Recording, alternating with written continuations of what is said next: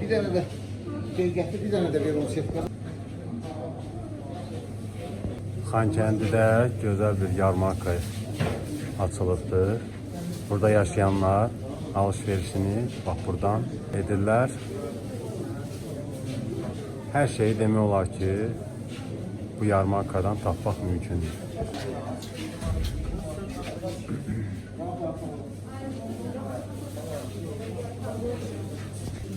Burada tərəvəz, meyvə, ağartı məhsulları, sonra belə şirniyyat, stol üstü məzələr, ləpələr, hər şey var. Mürəbbələr, hər növdə, kompotlar, turşular.